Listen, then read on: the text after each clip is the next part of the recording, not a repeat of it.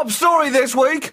All the women independent, throw your hands up at me. Ladies Roundup. Andy, what a week for the ladies it's been, or pour la femme, as you might say, if you were trying to explain what makeup was to a French speaker before explaining that it was actually, interestingly, also pour la homme in many situations as well. Now, first, some good lady news. Ladies are still very much the democratic majority on Earth. 51%, Andy. They've got us numerically outnumbered. That's a math fact. Sadly, not all the other lady news is quite as good as that. Egypt lady news now!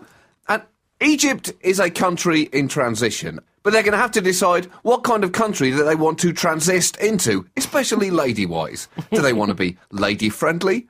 Or not lady-friendly, Andy? Egypt is a country with a general attitude to the equality of the sexes, only slightly less ancient than their pointy buildings.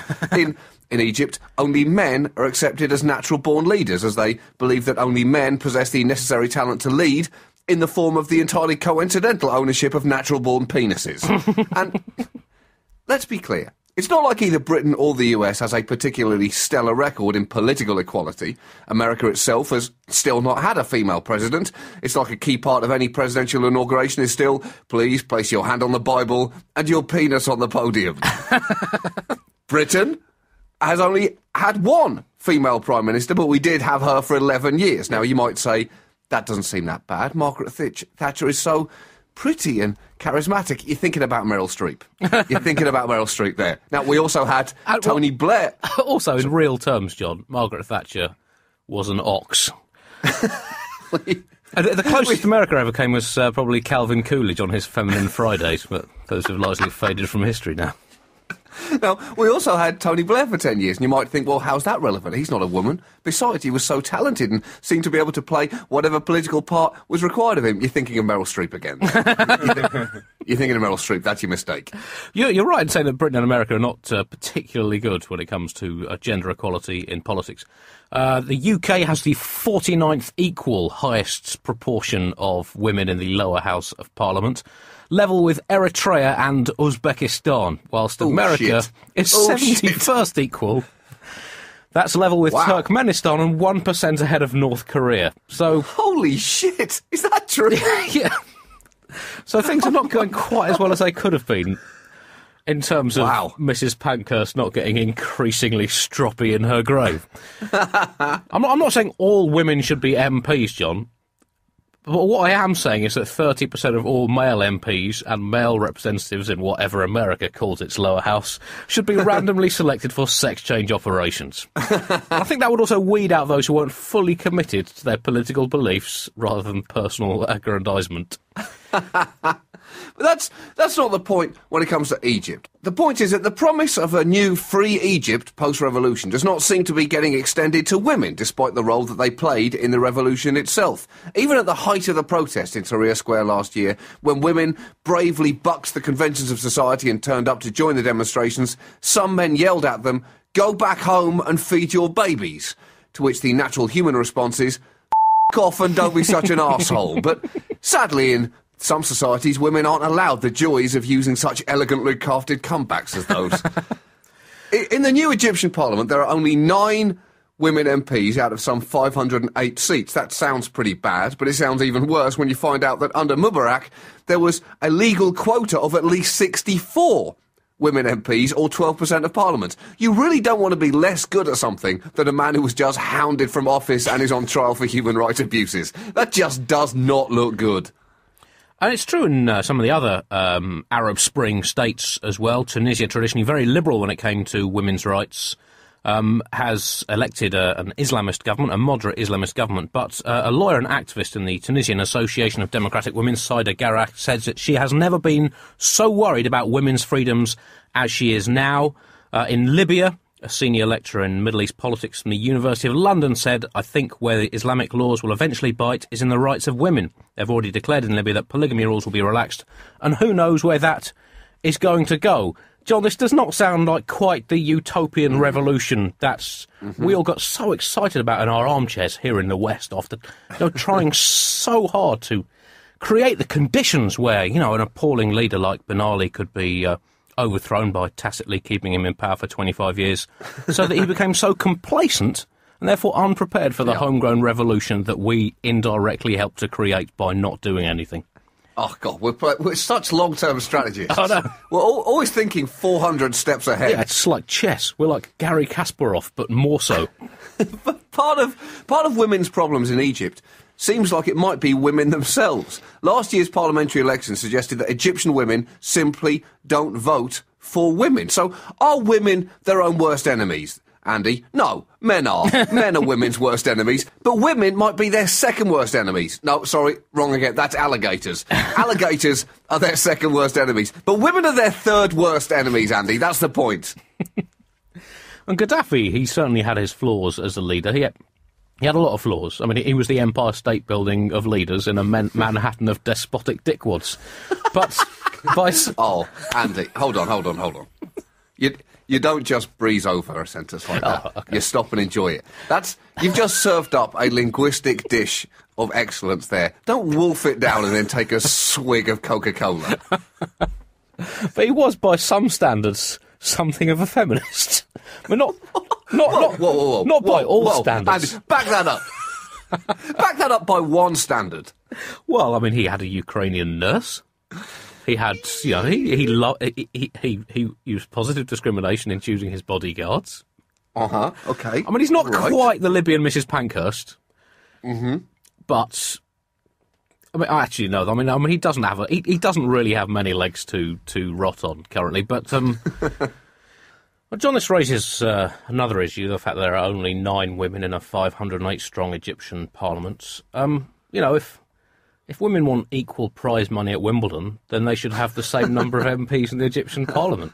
I can't help thinking that the Wimbledon Women's Champions only get 9 508ths of what the men's champion gets, if that's all they're going to contribute. Well, I think you might want to run for chairman of the All England Tennis Club, Andy. Well, technically, of course, it'd be 9 499ths if you're doing it that way. But anyway. Okay, all right. You've made your point, Andy. Well, so the average male smoker gets through 14 cigarettes a day.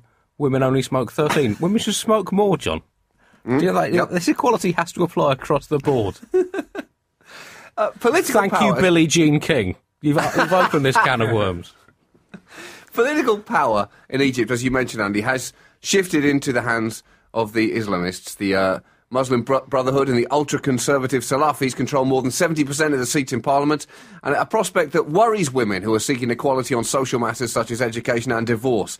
The ultra-conservative Salafis have said that they're more than happy to grant women divorce, but rather than the right to divorce their husbands, the Salafis will be divorcing women from their rights instead, citing irreconcilable differences between the two. Egypt is in a real mess at the moment. It's in a high-grade pickle. Tourism has slumped. Local authorities cannot even pay for rubbish collection, and the country is currently literally festering in a pile of shit. Dumps of garbage are being left alongside the sides of roads, and in one Cairo suburb, piled up into 10-metre, 32 feet high mountains of filth. Those Egyptians, Andy, even in the worst of times, they can't help but stack things into massive pyramids. Also, you have to think, John, I mean, I don't know a lot about sphinxes, but when they dump, they really dump. It's good luck shoveling that out and using it as mulch. One Egyptian woman said, the problem facing women here is very grave. Politics is controlled by male muscles. And not just male muscles, Andy, but increasingly ludicrously juiced up muscles covered in a Jerseyan amount of spray tan. Afghan lady news now, and well, Afghan women have got it pretty sweet, Andy, where access to heroin is concerned. Unfortunately, where everything else is concerned, they are in an oppressive whirlpool of pain. While things have certainly improved for women since the Taliban ran the country, well, they didn't run the country so much as they gripped the country in a fist and squeezed it until the pips came out. But unfortunately, regarding the Taliban and their attitude towards women, there are fears that particular reactionary rooster may be coming back home to roost. The Taliban attitude towards women is literally prehistoric, as we all know, in that they think women should live in caves and be beaten with sticks. And their Moorish misogyny is rearing its bearded head, with the news that the Afghan government has requested that female television presenters don headscarves and avoid heavy makeup. which has pissed off journalists who argue that the move is proof the authorities expect the Taliban to regain a share of power when the Americans leave. There is a slight angle on this story, John, in that apparently female television presenters in Afghanistan were already wearing headscarves and avoiding heavy makeup. Right. And it was really, this is a suggestion that the government is just pandering to the Taliban. It's not as if Afghan lady newsreaders had been coming on telly looking like Joan Collins in Dynasty. They've been pretty much keeping things under control. I've never really liked the Taliban, John. I mean, I don't want to offend any Taliban fan. I don't think I'm going out on too much of a limb here, and I would personally wouldn't vote for them unless they promised me at least a 2p in the pound income tax cut. And that, for someone living in a Western democracy, that is about as hostile as it's possible to get. But they just don't seem like the kind of guys, John, who would be much fun on an evening out in the snooker club, the Taliban. They just sit there in the corner complaining about how colourful the balls were and then casually leafing through a catalogue of global artistic monuments and circling the ones they'd most like to knock down. Just not my kind of people, John. As the old Frank Sinatra song goes, Taliban and women's rights go together like a horse and a French restaurant. If I'd had your vocal range, I could have sung that, John. I just don't understand why you didn't. It's not about singing it well, Andy. It's about singing it loudly and with confidence.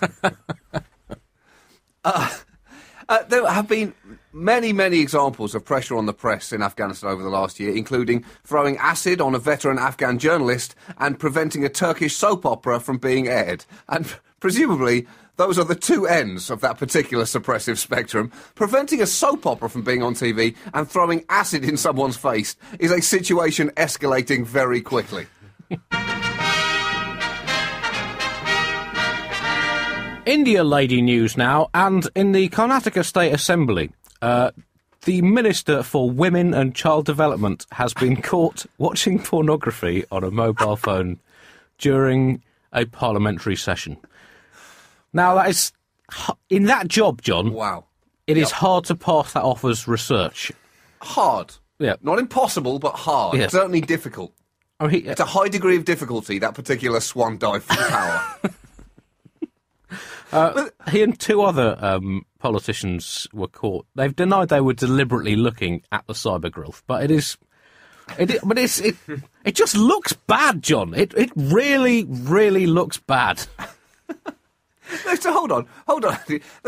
Their argument was that they were not deliberately looking at pornography. It was an accident, was it? Maybe Apparently. They were looking up some statistics online and instead ended up watching a 7-minute clip of Edward Penis Hands. It happens, Andy.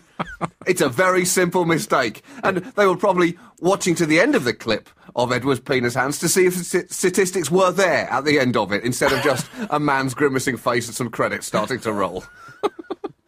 And we do know that Ron Jeremy's latest film was entitled UN Report on Childbirth and Infant Mortality Rates in Southern India. We know that. You know, it's easy to make these mistakes. I think that was the only available porn title left in the world now. But also, Andy, let's give them some credit. That is a way to... Okay, that would be phenomenal. A series of porn based around UN debates. Major pieces of legislation. There's a whole spin-off there. What political fetish porn.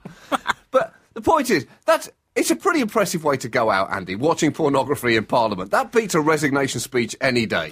That really beats some bullshit about how I want to spend more time with my family. In fact, I don't think any politician should ever be allowed a press conference to announce a resignation from now on. They should instead have to sit in Parliament, watch porn, and then let nature take its course. It'd be a tremendous system. A parliamentary debate going on, then suddenly the sound from someone's mobile phone of squeaking and moaning, and a journalist saying, "Oh, it looks like the congressman is not going to run for a third term next year." Well, that squeaking and moaning. All right. Turned out it was just him watching a Christina Aguilera video. Boom! Boom! Boom! Boom! And early to mid-2000s music slam from Andy there. Sorry, I'm not quite up with it. I'm surprised it was that contemporary. Oh, yeah. Actually, you're right. We should be focusing on that. That was alarmingly up to date. It was 21st century. Yeah, that's right. I should have gone with Aretha Franklin.